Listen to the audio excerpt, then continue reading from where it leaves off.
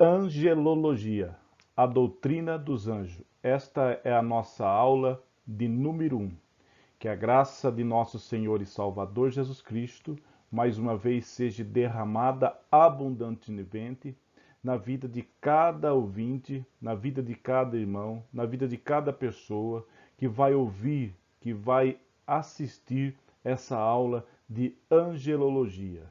Eu te convido a assistir até o final dessa aula. Essa aula é a de número 1. Nós vamos ter mais aulas falando sobre essa doutrina dos anjos. E eu te convido também a se inscrever em nosso canal para que nós continuamos aqui incentivados por você para estar ministrando, ensinando, trazendo uma palavra de Deus para os nossos corações. Antes de nós iniciarmos a aula, eu quero te convidar para fazermos uma breve oração para que o Espírito Santo venha nos ensinar, nos instruir o que devemos falar de maneira bem simples e prática para as nossas vidas. Vamos orar. Senhor nosso Deus, nosso Pai, meu Deus, neste momento, Senhor, mais uma vez, eu te agradeço pela oportunidade de estar aqui, Senhor, transmitindo a tua santa e bendita palavra. Senhor, neste momento vamos estudar sobre os anjos, que o teu Espírito Santo nos dê sabedoria e entendimento, Senhor, para aqueles que vão ouvir, que seja uma palavra prática, uma palavra de fácil entendimento e que os nossos entendimentos estejam abertos para entender a tua palavra.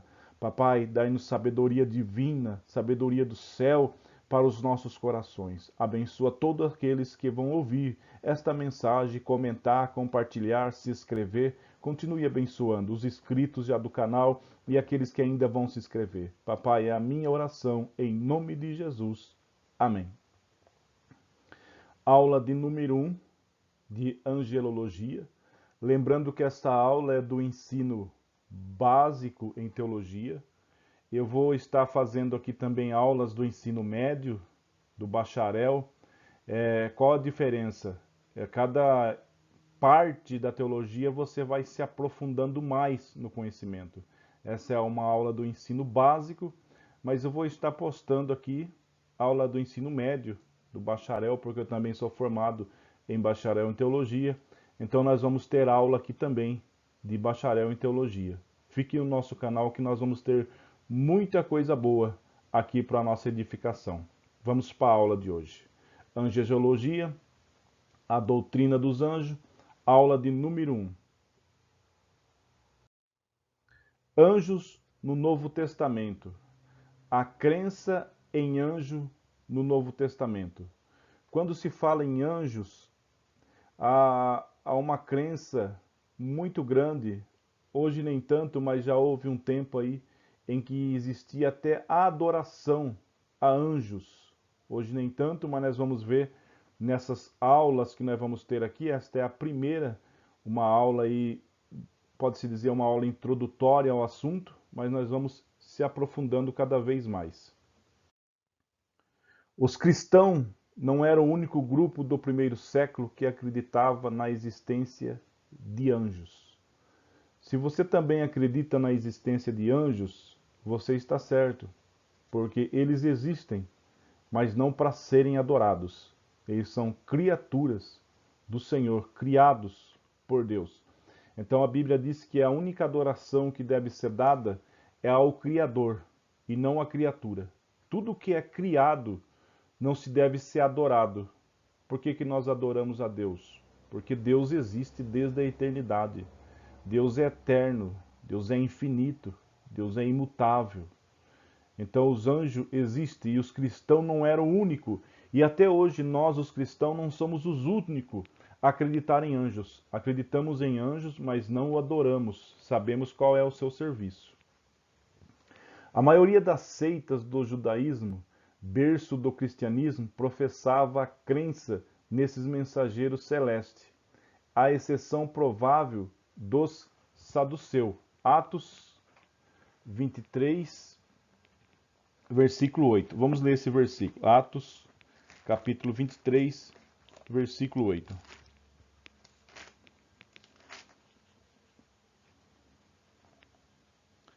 Porque os saduceus dizem que não há ressurreição, nem anjo, nem espírito, mas os fariseus reconhecem uma e outra coisa.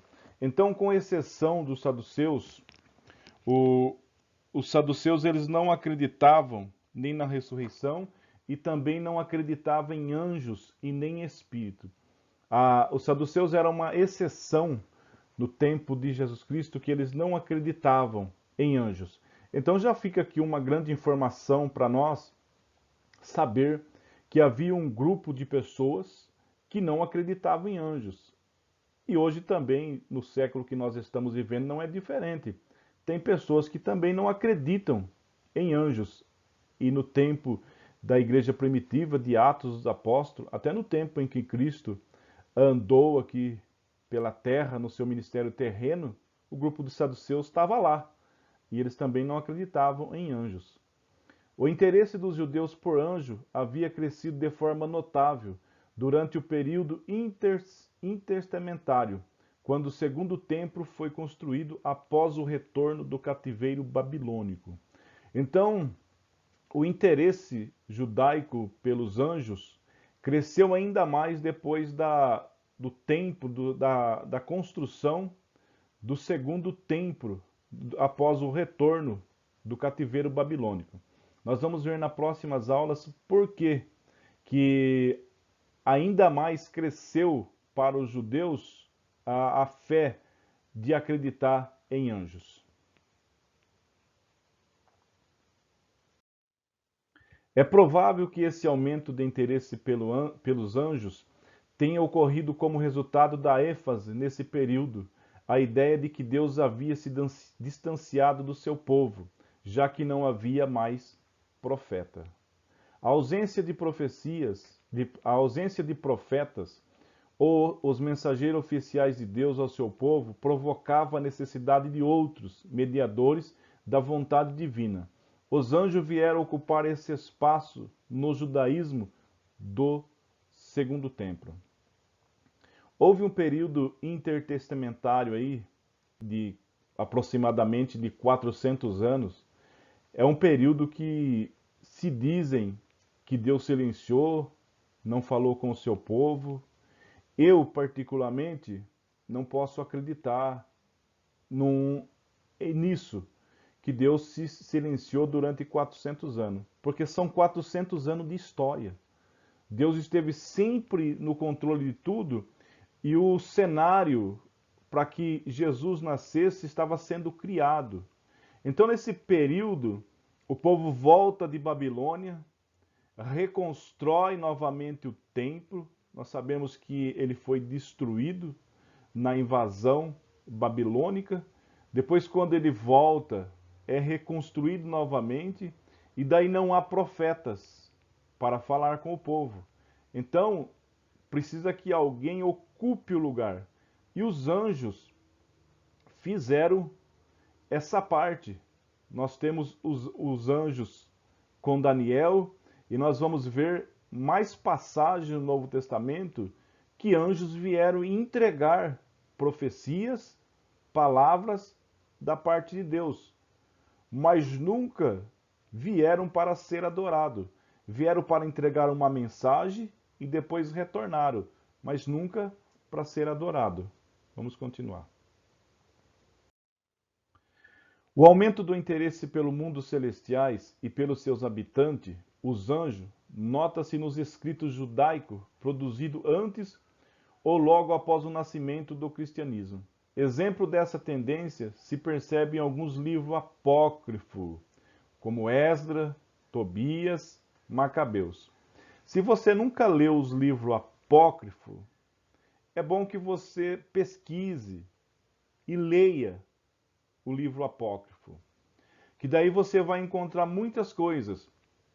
E sobre os anjos, algumas seitas, pessoas, você vai ler em Esdras, em Tobias, em Macabeus, são livros apócrifos que não entraram no cânon sagrado por não ser inspirado, mas tem muitas informações e você vai saber qual era a ideia do judaísmo sobre os anjos. Você vai se tornar mais informado por que havia esse grande interesse pelos anjos.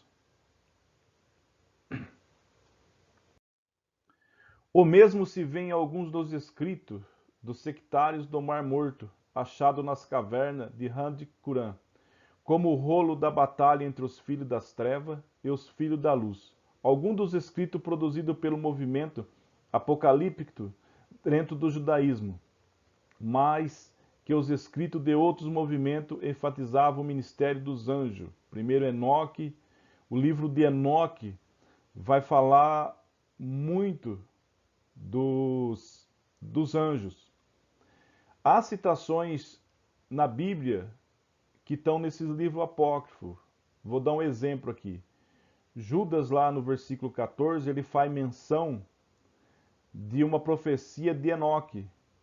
Mas você vai encontrar essa profecia só no apócrifo. E Judas faz uma menção, um relato de algo que estava no livro apócrifo de Enoque. Então, você vai ver neste livro muitas coisas sobre anjos e sobre a crença do judaísmo em anjos. Então, são livros históricos muito importantes para se pesquisar. O interesse pelos anjos se nota até mesmo nos escritos rabínicos, datados a partir do século III, com exceção da Mihá, que é possivelmente representada a linha principal do judaísmo no período do Segundo Templo. Fora das fronteiras do judaísmo, a crença em anjos encontrava-se não somente nas religiões que fervilhavam no mundo grego-romano, mergulhado no misticismo helênico, como também nas obras dos filósofos e escritores gregos famosos, como Sófocles, Homero, Quinofonte, Epicteto e Platão. Então, nos escritos desses grandes filósofos, os anjos também estavam presentes no judaísmo, no misticismo, no helênico, todos estavam presentes a crença em anjo, em algumas delas em adoração.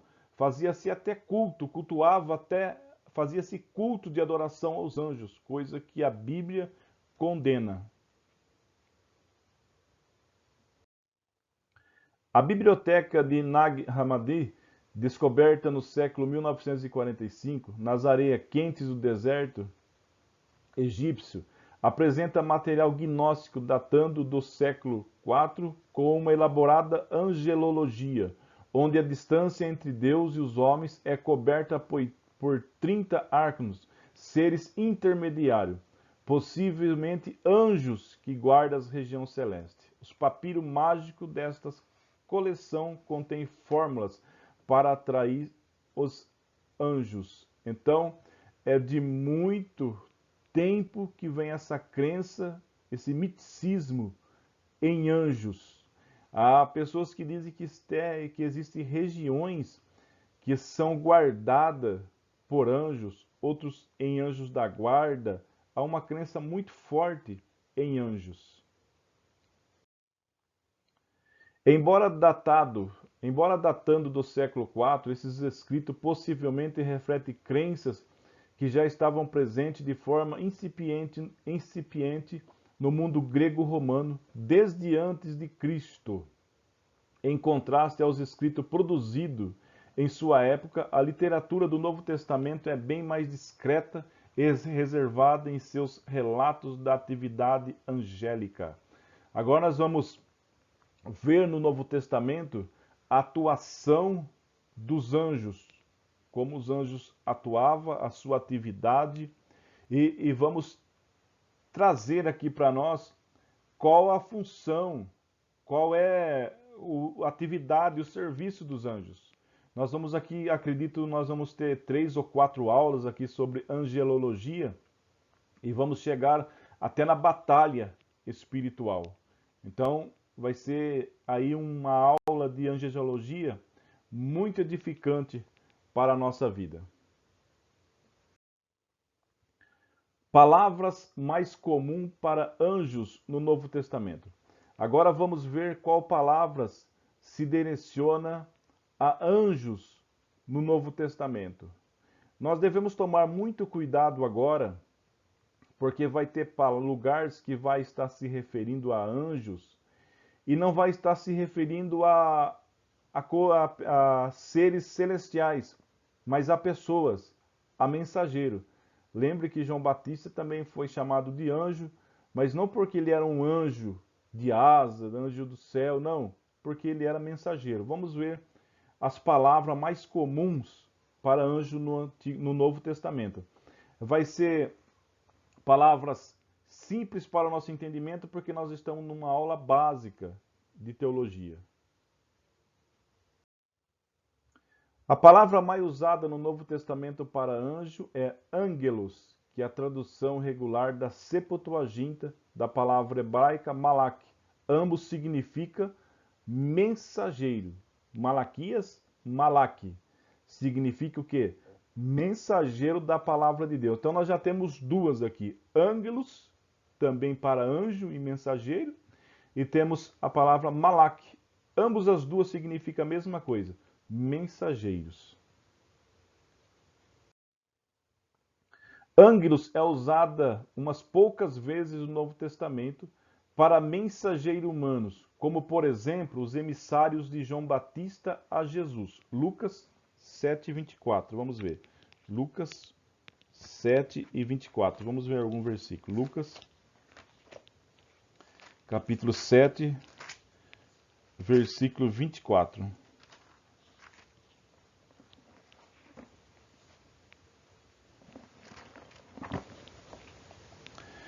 E tendo se retirado os mensageiros, a palavra aqui, mensageiros, ela está como angelos, que significa mensageiros, emissário. Começou a dizer à multidão acerca de João, que saíste a ver no deserto uma cana abalada por vento. Então aqui, a palavra também usada é angelos no grego, mas não significa, não traz para nós anjo celeste, mas mensageiro, emissário. Então nós temos que compreender os sentidos da palavra. Tiago 2:25. Tiago 2:25. E de igual modo Raabe a meretriz não foi justificada pelas obras, quando recolheu o quê? Os mensageiros. No Antigo Testamento, malak, a palavra para anjos. Aqui, mensageiros, emissário, são aqueles que levam uma mensagem. É a mesma palavra que é usada para anjos celestes, é usada para também o mensageiro, o anjo, o mensageiro. Então a palavra ela tem vários sentidos, nós temos que ver o contexto em que ela está. Se você for olhar no grego, você vai ver que é angelos ou malak no Antigo Testamento. Mas daí você precisa ver do contexto que ela está para você traduzir, interpretar como ela é. Se estiver falando, por exemplo, lá em Raabe, nós sabemos que não foi anjos celestes, mas foi mensageiros. Então a palavra lá, se estiver malak no hebraico, nós vamos entender que é mensageiro, pessoas, emissário. E no Novo Testamento é a mesma coisa. Para angelos, nós devemos ver o contexto do que está falando para nós sabermos interpretar e discernir do que tipo que está falando de anjo.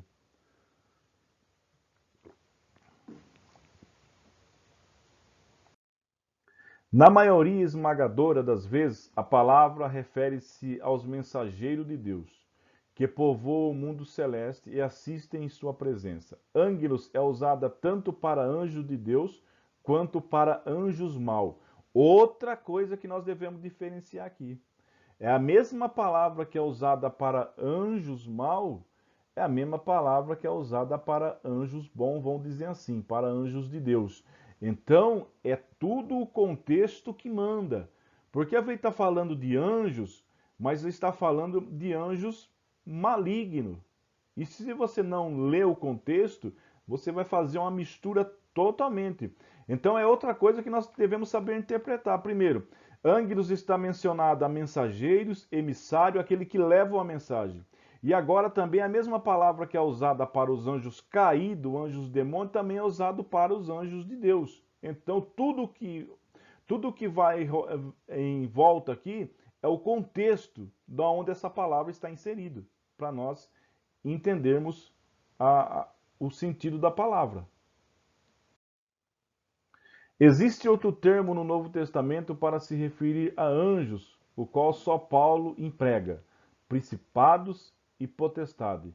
Em duas ocasiões é usado em referência aos demônios. Efésios 6 e 12. Vamos ler versículo muito conhecido. Efésios 6 e 12. Diz assim: porque não temos que lutar contra a carne e o sangue, mas sim contra os principados e contra a potestade. Paulo está mencionando aqui os anjos caídos ou demônios como potestade e principado. É somente Paulo que usa essa empregação de nomes. Ele podia estar dizendo aqui, se ele coloca aqui, por exemplo, a palavra ângelos, ou anjos, ou mensageiros, poderia haver uma grande confusão, mas ele usa aqui já outra palavra diferente: principados e potestade. Vamos ver também Colossenses 2 e 13. E quando vós estávamos mortos, Gálatas capítulo 2, versículo 13. Gálatas capítulo 2, versículo 13. E outros judeus também dissimulavam com ele, de maneira que até Barnabé se deixou levar pela sua dissimulação. Perdão, irmãos, é Colossenses mesmo. Colossenses, capítulo 2. Eu achei que eu tinha anotado diferente, são bastante versículos. São Colossenses, capítulo 2, versículo 13. E quando vós estavas mortos no pecado, e na incircuncisão da vossa carne, vos vivificou juntamente com ele, perdoando as vossas ofensas. Em três outras aos anjos de Deus, Efésios 3 e 10 também nós temos, Colossenses 1 e 16 e 1 Pedro 3 e 22. Em todos os casos se refere-se ao poder e à hierarquia que existe entre esses espíritos.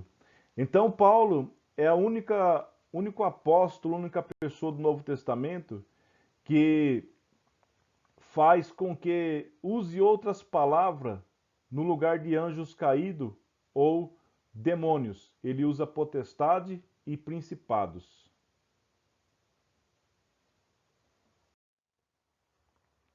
Uma palavra usada no Novo Testamento para anjos é pneuma, geralmente no plural, pneumata, que se traduz por espírito. Há também aí uma grande confusão no entendimento também dessa palavra que significa espírito.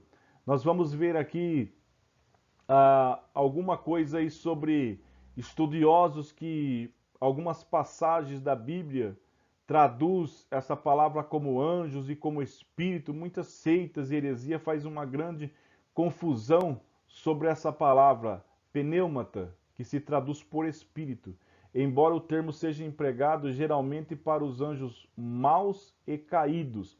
Essa palavra que a maioria das vezes pneumata, que significa, ela é falada no plural, que também traduzida por espíritos, ela é usada para espírito maligno e decaídos. Quase sempre qualificado, adjetivo imundo. Sempre essa palavra espírito ou pneumata, que significa espíritos, ela vem qualificando o espírito imundo. Mateus 12. Mateus 12.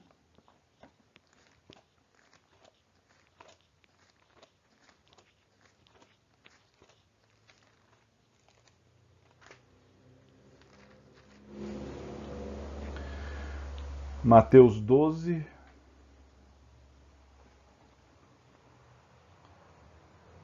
Mateus 12, 43. E quando o Espírito, aqui é uma palavra, aqui é a palavra pneumata que está aqui. Quando o Espírito, é a palavra pneumata que está aqui. O espírito imundo tem saído do homem, anda por lugares árduos, buscando repouso e não se encontra. Então a palavra aqui é espíritos, é pneumata. É usado pelo menos uma vez para anjos de Deus como sendo o espírito administrador, uma vez só, em Hebreus, vamos ver. Hebreus, capítulo 1, versículo 14. Hebreus. Não são porventura todos eles espíritos, aqui a palavra pneumata, que está em espírito aqui, ministradores enviados para servir a favor daqueles que hão de haver a salvação? Então que também está qualificado como anjos, mas a palavra usada é pneumata. Alguns estudiosos têm sugerido que espírito também se refere a anjos em outra passagem, onde a palavra pneumata aparece como por exemplo em 1 Coríntios, capítulo 14, 12, vamos ler e eu vou explicar. 1 Coríntios.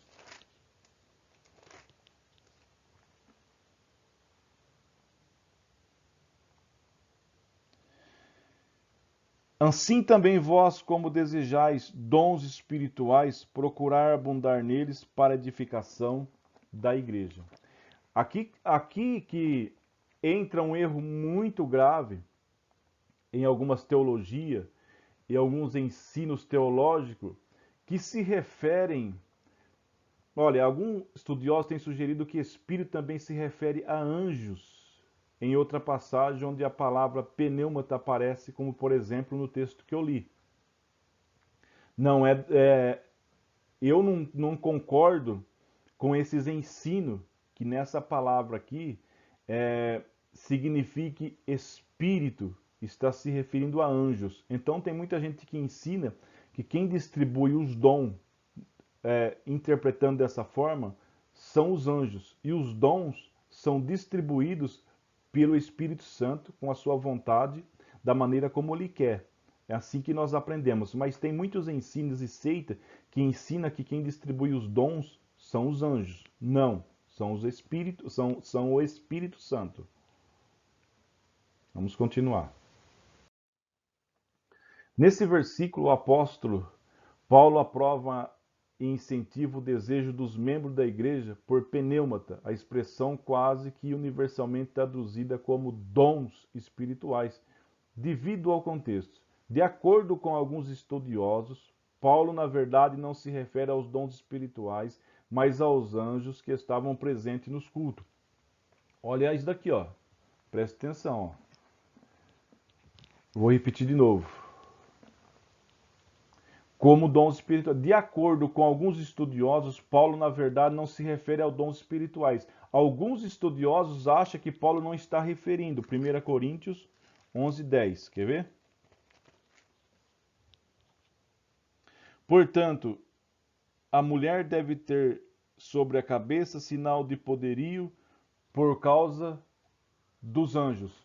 O que muitas pessoas acham e ensinam que os anjos estavam presentes nos cultos por causa desse versículo de 1 Coríntios 11:10, fazendo o exemplo aí do cabelo da mulher e ao anjo, é uma outra história, é um outro contexto que Paulo está ensinando aqui, não tem nada a ver, mas alguns estudiosos pegam esse versículo e acreditam que nos cultos haviam a presença de anjos e não do Espírito Santo. É um erro muito grave.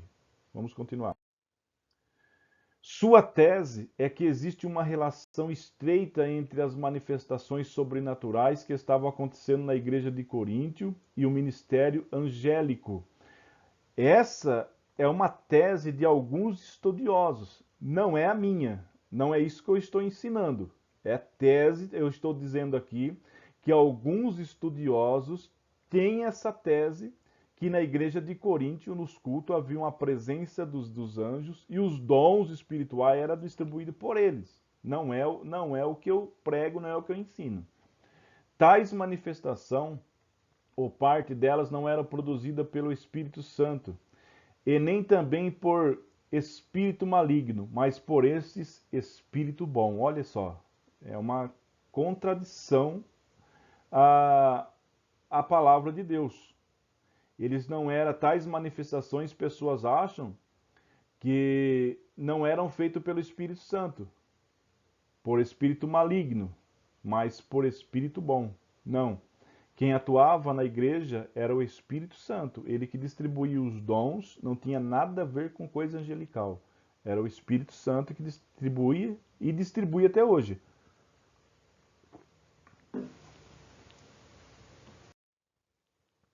Outras passagens onde Espírito significa anjo, segundo os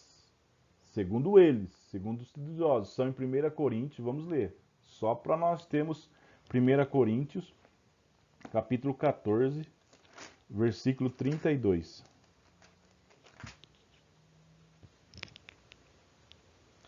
E os espíritos dos profetas estão sujeitos aos profetas. Eles acham que essa palavra espírito significa anjos. Então, na ideia deles ficaria dessa forma. E os anjos dos profetas estão sujeitos aos profetas. É assim que eles leem. Alguns estudiosos, alguns teólogos, é assim que eles leem essa passagem. Os anjos dos profetas estão sujeitos aos profetas. Não tem nada a ver. São passagens que eles usam para defender a tese onde que espírito significa anjo, segundo eles. Vamos ver mais uma passagem. 1 João. Eu estou falando aqui para você, outra pessoa, outro ensino que você vê, você já vai estar atento. 1 João 4, 1 a 3. Amados, não creais a todo espírito. Aqui ele traduz, alguns estudiosos colocam anjo no lugar do espírito. Mas provai se os espíritos, se os anjos são de Deus. Seria mais ou menos assim, em algumas interpretações seria, amados, não creais em todo anjo, mas provai se os anjos são de Deus. Essa é a interpretação errônea dessas passagens. Eu estou falando isso para que você aprenda. Eu estou te ensinando para que você saiba que tem muita crença e muitos ensinos contrário à palavra de Deus, onde eles acham que a palavra espírito, pneumatas, significa anjos, e daí traz uma confusão tremenda. Vamos ficar atentos. Embora esta sugestão seja interessante e provocativa, fica difícil ver como espírito produtores de dons espirituais se encaixam no contexto de 1 Coríntios capítulo 4, versículo 12. Quando você lê o capítulo 14 inteiro, você vai ver o contexto que estas palavras que tais estudiosos colocam não se encaixam, não tem como se encaixar. E no ensino de Paulo de que os dons são dados pelo Espírito Santo. Aí sim, os dons espirituais são dados pelo Espírito Santo, segundo o seu querer e segundo a sua vontade, e não o querer do homem. É o mesmo Espírito que opera em todos nós. Então precisamos ficar bem atento. O uso de pneumata em 1 Coríntios, capítulo 14, versículo 12, como nas demais passagens mencionadas acima, pode ser explicado à luz de 1 Coríntios, capítulo 12, versículo 7, onde Paulo afirma que há diferentes manifestações do Espírito Santo. Ou seja, o mesmo Espírito se manifesta de forma diferente através de pessoas diferentes. Não é assim? É assim que acontece. O mesmo Espírito, ele age de maneira diferente em várias ocasiões, em várias pessoas diferentes. É assim que o Espírito Santo de Deus trabalha na nossa vida. Paulo refere-se a estas manifestações como espíritos. Daí, a palavra espírito, que também em grego é pneumata, daí traz essa grande confusão para algumas pessoas que querem interpretar dessa forma. Elas equivalem aos dons espirituais. É difícil admitir que Paulo aprovaria um desejo dos crentes de Coríntio de buscar essas entidades celestiais. É impossível que Paulo estivesse falando de anjos nos cultos de Coríntio. Eu acho impossível isso, porque Paulo já ensinava a busca pela adoração do verdadeiro Deus. Paulo não traz nenhum ensino à igreja de Coríntio sobre anjos, mas sim sobre o Espírito Santo, sobre os dons espirituais, sobre a doutrina da vida cristã, como o cristão deve viver. Então é impossível que Paulo, nesses textos que nós lemos, esteja falando de anjos nos cultos. Não, mas alguns estudiosos querem se referir a espírito como anjo, porque a palavra pneumata significa espíritos, e como eu já ensinei, a maioria das vezes está ligado a espíritos malignos e não a espíritos bons. Então, para concluir essa parte, eu não acredito que a igreja de Coríntio, nos cultos, havia manifestações angelicais. Agora vamos passar para outra parte. Anjos através dos livros do Novo Testamento. Então, eu espero que tenha ficado bem claro essa última parte que a gente estudou, que anjos não distribuem os dons espirituais, sim o Espírito Santo de Deus. E que na igreja de Coríntio não havia manifestações angelicais e nem Paulo ensinou ninguém a busca pelos anjos. Anjos através dos livros do Novo Testamento. A presença e atividade de anjos registrados nos evangelhos sinópticos, Mateus, Marcos e Lucas, indicam invariavelmente a intervenção direta de Deus como mensageiros fiéis de Deus que têm acesso à presença divina. Lucas, capítulo 1, versículo 19. Lucas, capítulo 1, versículo 19. E respondendo o anjo, disse-lhe, eu sou Gabriel, que assisto diante de Deus, e fui enviado a falar-te e a dar-te estas alegres novas. Então é um anjo que se identifica, que fala o seu nome, e qual é a sua função? Ele está diante de Deus e veio para trazer uma mensagem de alegria, uma mensagem nova. Qual é a mensagem? Ele está trazendo o anúncio do nascimento de João Batista. Um mensageiro trazendo o anúncio de outro mensageiro. Só que este é um anjo celestiais. João Batista vai ser um mensageiro que vai ser usado a mesma palavra ângelos para ele, porque também significa mensageiro, emissário da palavra.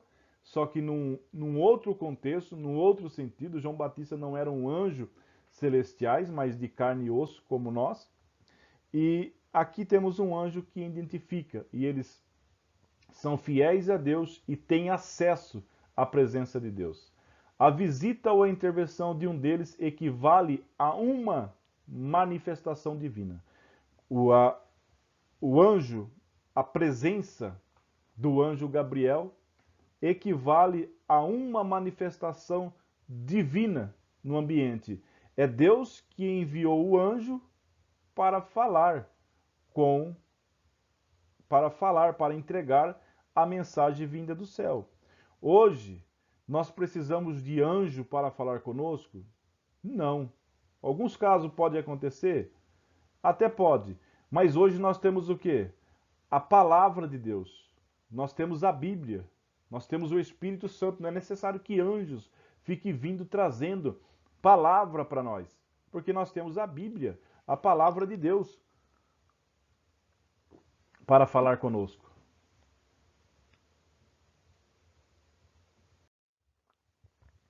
A encarnação e o nascimento de Jesus foram marcados pela presença de anjos, indicando a participação direta de Deus no nascimento do Messias.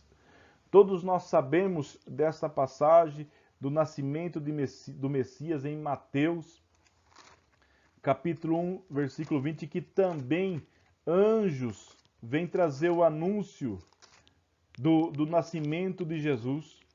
Mateus capítulo 1, versículo 20.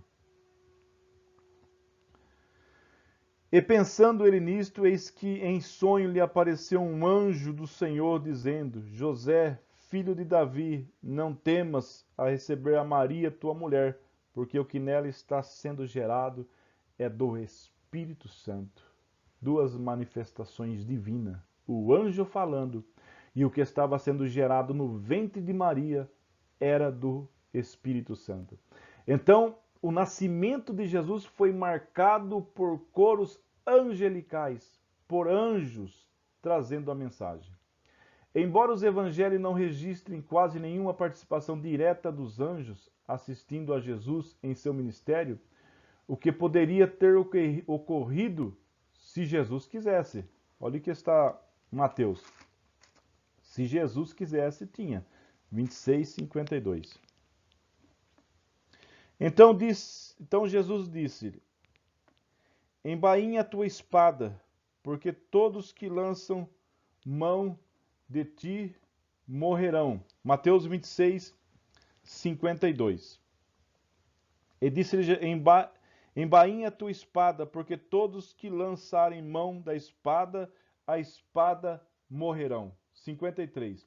Ou pensas tu que não poderia agora orar ao meu Pai e que ele não me daria mais de 12 legiões de anjos?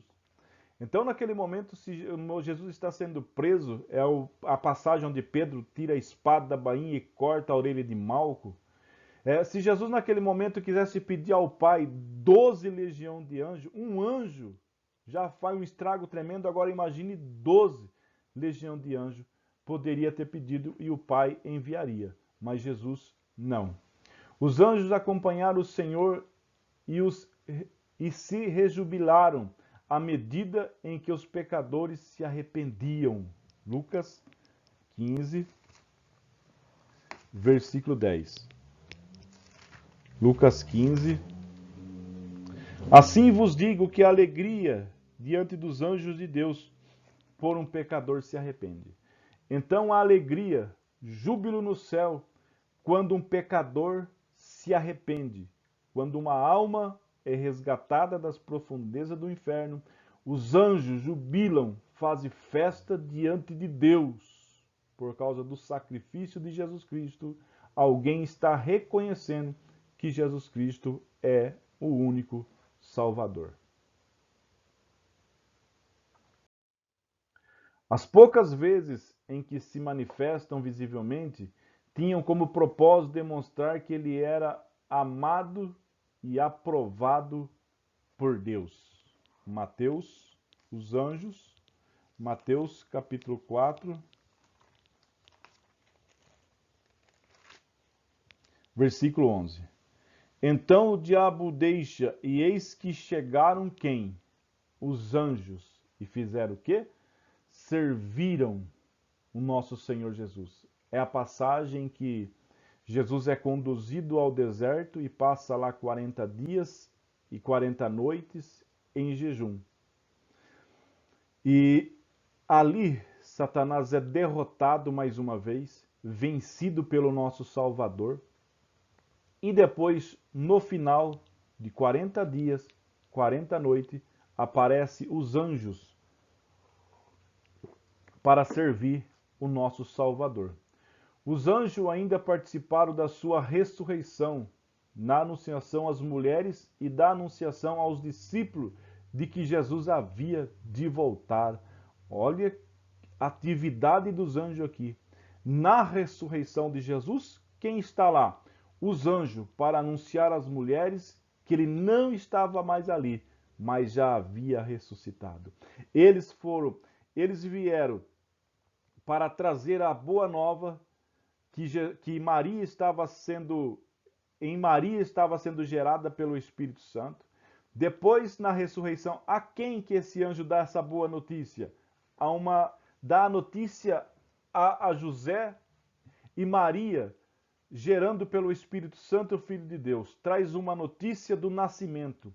Lá no túmulo, na ressurreição, eles estão lá para anunciar a boas novas, que aqueles que as mulheres estão procurando não está mais no túmulo, mas ressuscitou. Em Atos dos Apóstolos, quando Jesus está se ascendendo, subindo para o céu, é os anjos que novamente dão uma notícia aos apóstolos e aos discípulos. Este Jesus que vocês estão vendo subir hoje, um dia há de voltar. É a promessa que nós aguardamos ardendo em nosso coração. É a vinda, é a volta de nosso Senhor Jesus. E o próprio Jesus também mencionou várias vezes que os anjos participariam da sua segunda vinda e do juízo final. Os anjos vão estar lá, mas eu, você, a igreja do Cordeiro também vamos estar lá, na vinda de Jesus Cristo e no dia do juízo final. Nós estaremos lá em nome de Jesus. E os anjos também vão participar desses eventos gloriosos. Os anjos, as legiões de anjos, vão estar lá, cantando, glorificando o nome de Jesus.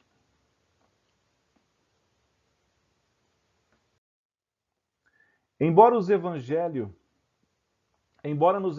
a atividade dos anjos praticamente se concentre torno, em torno da pessoa de Jesus, ele mesmo menciona uma atividade deles relacionada aos homens. Cuidado para não desprezarem nenhum desses pequeninos. Eu afirmo que os anjos deles estão sempre na presença do meu Pai que estás no céu. Então, uma passagem onde Jesus menciona os pequeninos para que tomem cuidado e cuidem e não desprezem os pequeninos, as crianças. Aqui Jesus fala do cuidado vigilante de Deus pelos pequeninos através dos anjos. A quem Jesus se refere por pequeninos tem sido debatido pelos estudiosos, já que o termo pode ser tomado literalmente crianças ou figuradamente os discípulos.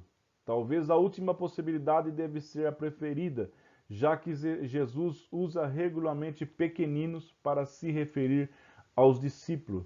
Então a palavra pequeninos pode se referir também aos discípulos como a crianças. Mateus capítulo 10, versículo 42.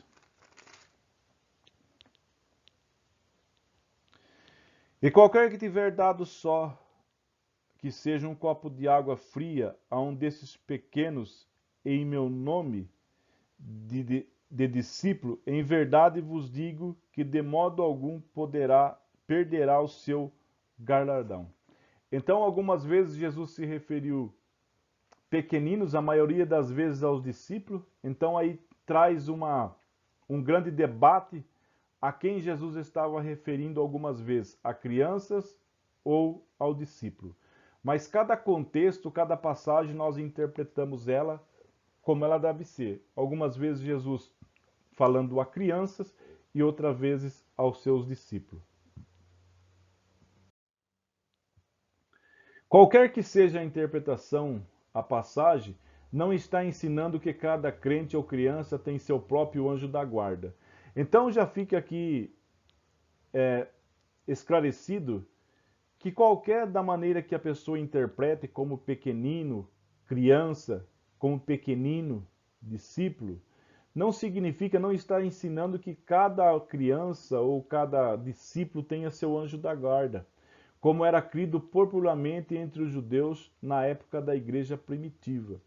Pessoas acreditam que do nosso lado, do lado esquerdo há um anjo mau e do lado direito há um anjo bom.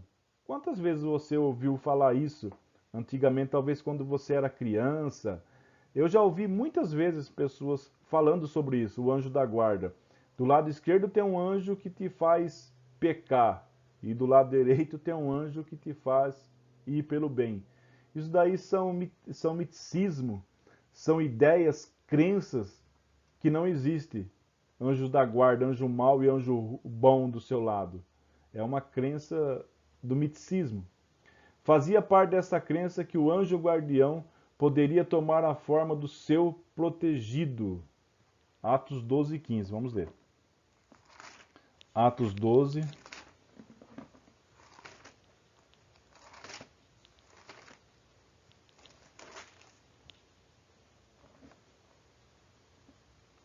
E disseram-lhe, estás fora de ti. Mas ela afirmava que assim era e dizia, é o seu anjo. Aqui, Pedro é libertado da prisão. E Pedro, eles estão em oração na casa e ele sai e vai para o lugar que eles estão em oração e bate na porta. E eles tinham a ideia aqui de que o anjo figurava na presença, se transformava na pessoa. O anjo da guarda, o anjo que guardava, fazia parte dessa crença que o anjo guardião poderia tomar a forma do seu protegido. Então, por que ela está dizendo aqui que não é Pedro e é o seu anjo? Porque eles tinham uma crença em que o anjo que o guardava podia tomar a forma daquele que ele protegia. Então, na ideia não é Pedro, é o anjo que protegia Pedro, que tomou a forma de Pedro, que está chegando na porta e bateu. Era uma crença do tempo de Jesus, um misticismo. Então, até hoje tem muita crença sobre anjos, mas não existe essa possibilidade de um anjo tomar uma forma humana de uma pessoa que ele guarda. É impossível isso. Jesus está ensinando nessa passagem que Deus envia seus anjos para assistir aos pequeninos e que, portanto, nós não devemos desprezar estes pequeninos. Então, até hoje Deus envia, se for necessário, Deus envia o seu anjo em favor da igreja de Jesus na terra. Eu acredito que Deus pode sim trabalhar dessa forma, mas não que nós tenhamos um anjo que está guardando nós. Nós temos o Espírito Santo de Deus e somos guardados por Deus 24 horas. Ai de nós se Deus não nos guardasse de todo o mal. Esse ministério angélico para com os pequeninos faz parte do cuidado geral que os anjos desempenham pelo povo de Deus. Salmo 91, versículo 11. Salmo 91, versículo 11.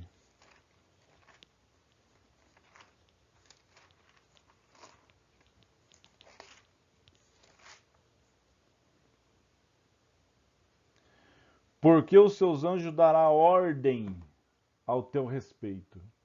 Os anjos, eles só se manifestam, só agem quando eles recebem uma ordem divina do Senhor nosso Deus. E aos seus anjos dará ordem. Está falando sobre o Messias.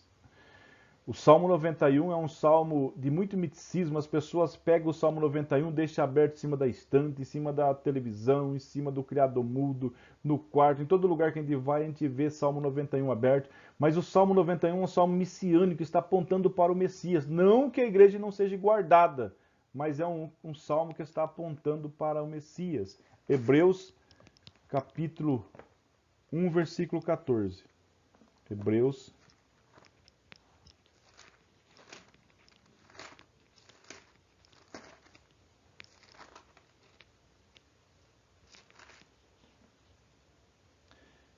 E visto como os filhos participam da carne e do sangue, também ele participou da mesma coisa, para que pela morte aniquilasse o que tinha o império da morte, isto é, o diabo.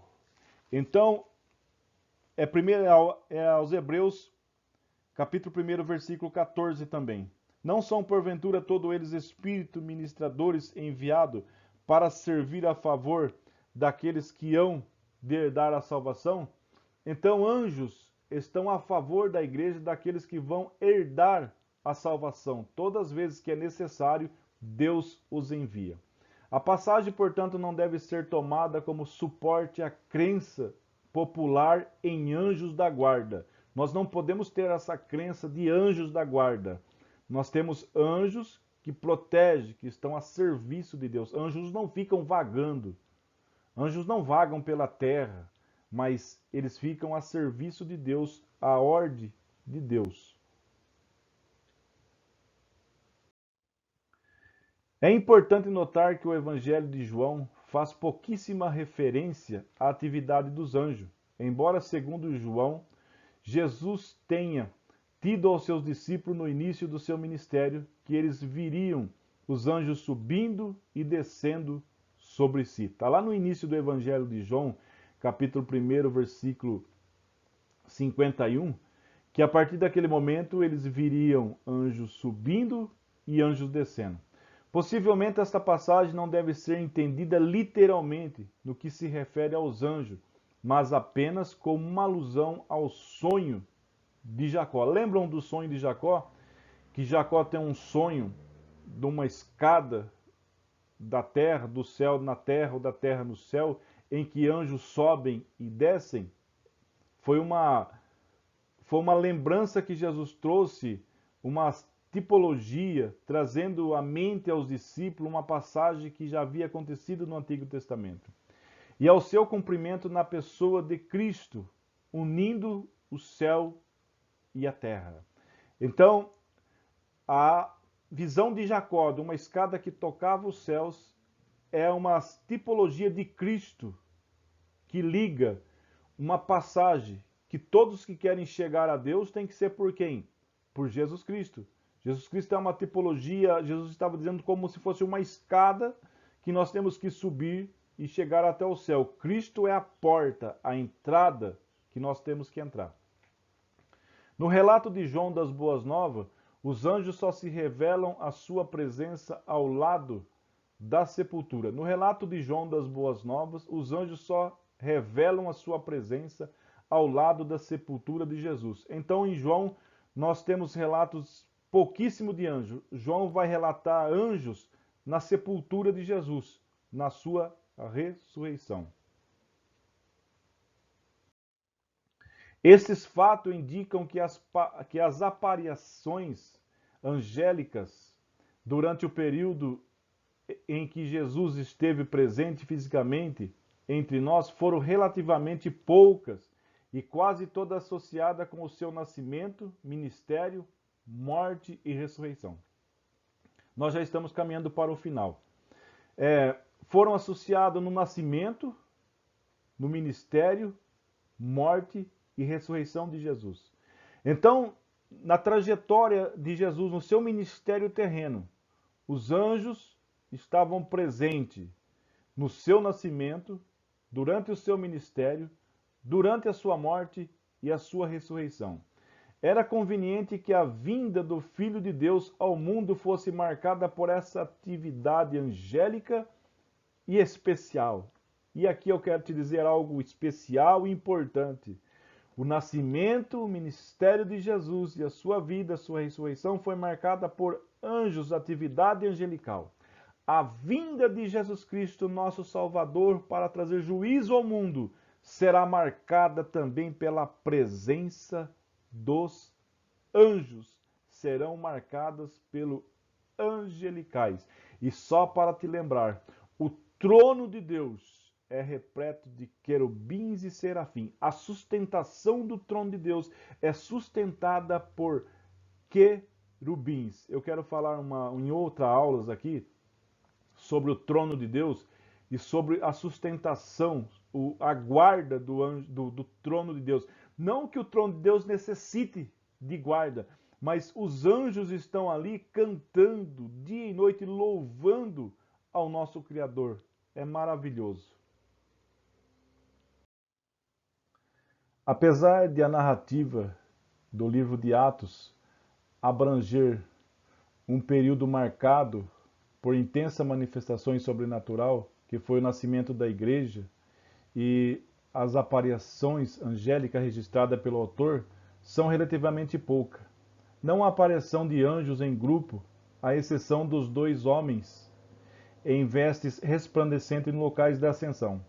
Então, no livro de Atos dos Apóstolos, nós não temos aí muitas menção de anjos, a não ser com exceção do início de Atos dos Apóstolos, onde Jesus é ascendido ao céu e os anjos trazem aquela promessa que Jesus Cristo voltaria. Nós vamos encerrar aqui esta aula. Que Deus em Cristo Jesus continue te abençoando. Vamos fazer aqui uma oração para que o Senhor Jesus continue abençoando. Eu convido você a ficar no nosso canal. Nós vamos ter aqui mais 2 ou 3 aulas ainda pela frente sobre angelologia, que trará muita edificação para a tua vida. Então fique com o nosso canal, nos ajude, se inscreva, compartilhe, comente e Deus vai te abençoar. Vamos orar agradecendo a Deus por essa aula. Senhor nosso Deus, nosso Pai, muito obrigado, Senhor, por essa oportunidade, pela ministração da Tua palavra. Continue falando, Senhor, aos nossos corações. Nos dê sabedoria para que de forma simples, prática, nós podemos anunciar o Teu reino. Abençoa todos aqueles que assistiram e que vão assistir essa aula. Fica conosco, abençoa cada um de nós. É o que nós te pedimos, em nome de Jesus. Amém.